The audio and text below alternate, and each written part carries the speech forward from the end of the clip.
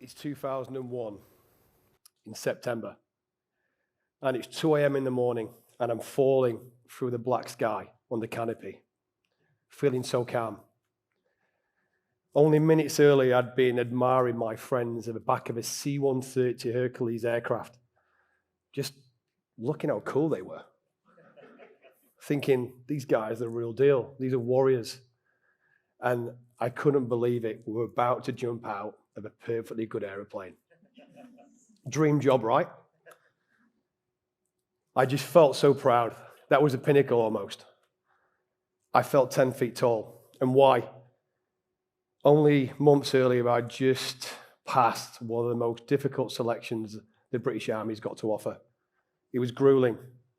It was horrendous. It was the hardest thing I'd physically and mentally ever done at this point. And at the end of it, I could eventually call myself a paratrooper. I was a part of this unique brotherhood who I'd wanted to be from a childhood. Which brings me on to a memory from that.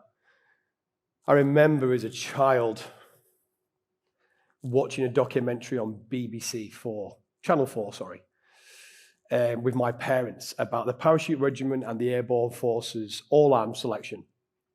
And I remember watching it, and it was these candidates on this selection were like Greek gods. I couldn't believe it. And the weird thing is, most of them didn't pass the selection. I remember my mother making comment at the time, saying, why would people go through this much torture just at the end of it for a beret or to be classed as a paratrooper? And she never really got it, and I suppose at that point, neither did I. But it planted somewhat of a seed. Anyway, after my parachute descent and a week-long exercise in the bush doing tactical warfare, CQB, we come back into the camp gates where I was based at the time. And very unusual, we was given orders to go down to RHQ to go into the cinema room. And as we walked in on the big screens, it's something what changed a lot of our lives forever. It was a rerun of the Twin Towers. The rerun, I thought it was a staged event at the time, being so young and naive. And then we were quickly read in about what the consequences would be and how things would change pretty quick. My sergeant major upped the security rate in our unit, and obviously this went through across the globe.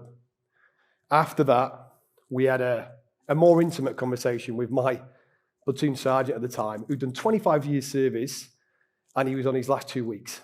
And he was like, right, boys, this is it. This is what you've trained for. He goes, how good's that? He said, you know what, your life's going to change forever, and the tempo of the military is just going to go through the roof. And we was like, wow, God, he was right. That was probably an understatement if I was going to be honest. We just stepped into the busiest period the military had seen since World War II. 12 years from that day onwards, it was the busiest time. And fast forward in 15 months, I found myself in Iraq in 2003, scaled up for the biggest invasion since World War II. Wow. But I'm not here today to tell war stories, unfortunately. They've been done too many times before, and maybe in the coffee break we can talk about them. But not today. I want to talk today about my battle after my 12 years of military service when I handed my uniform in. The battle what I didn't see coming, to be honest. But before I get into that, I think I've got to take you back.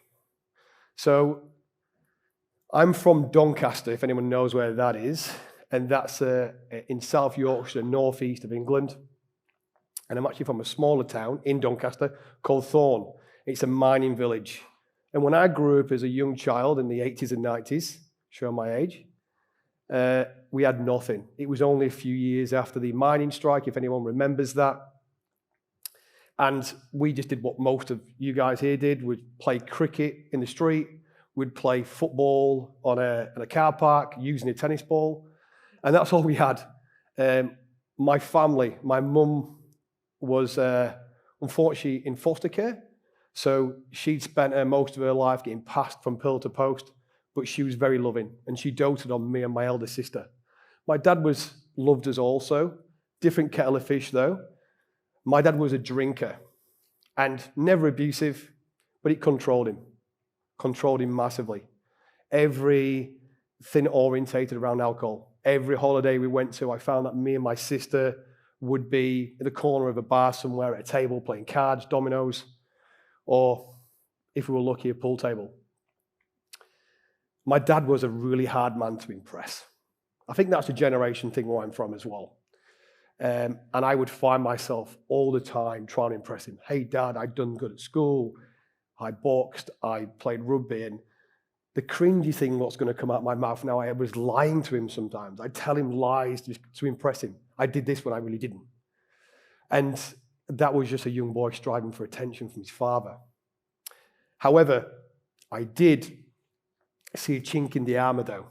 When I was about 10, 11 years of age, we was watching a remembrance service on TV. And my dad was so strict. When it comes to the minute silence, he's like, you can't talk. We were scared to breathe at one stage. And we watched this service and there was a veteran talking about the D-Day landings. And I was just seeing tears roll down my dad's cheeks. And as an 11-year-old, never seen my father cry before. It obviously hit me pretty hard. It was moving, to be honest. And I just seen how much respect he had for those veterans. And he gave me and my sister a spiel about how we should always hold them in the highest regard. Anyway, I knew, almost from that age, I knew what I wanted to do. I wanted my father's attention. I wanted to do that. I wanted that respect. So I fast forward, 5 years, barely 17, and I joined the army. My family waved me off on a train station, and I go away. 12 years later, I've served with some of the bravest men and women, the privilege to serve with, some which unfortunately didn't make it home. But after my time, or during my time, shall I say, I knew that it was probably a time to turn the page. At the time, I was married with a couple of children, and my ex-wife was essentially living a single life, and she hated the tempo of the military at that time. So I decided to turn the page. I decided to go into a separate, outside the military, which I went into a contracting, it's called, private security. So I spent a lot of my time in the first year of leaving the army in North Africa, in the Middle East, the Indian Ocean, doing the anti-piracy on the maritime security. And it was a really easy transition. It was a great transition because you was working with other veterans, people who I even knew, like some people I'd served with prior. So it was an easy transition. However, in 2014, I got given an amazing opportunity to come to Australia. Like something I dreamt about. I was like, this is amazing. Like Sydney's beautiful, as we know. So I thought I've got to grab this opportunity with both hands and bring my family over here. I did that, worked alongside defense, but in a corporate environment. At first, it was great. We lived near the beach. We had a swimming pool, which I'd only dreamt of at the time. So things were going pretty good.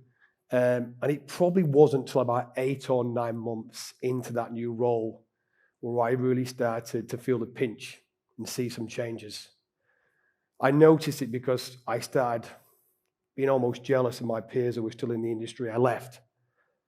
And I felt so much comfort in that. That's all, everything. That was my comfort blanket. So I started pushing them away, slowly but surely, not returning their calls, being lax on messages. And I was just envious. And maybe because I wasn't really good at the job I was doing, I didn't give it enough time. I remember being in a work health and safety meeting, which I'm sure we've all been in here.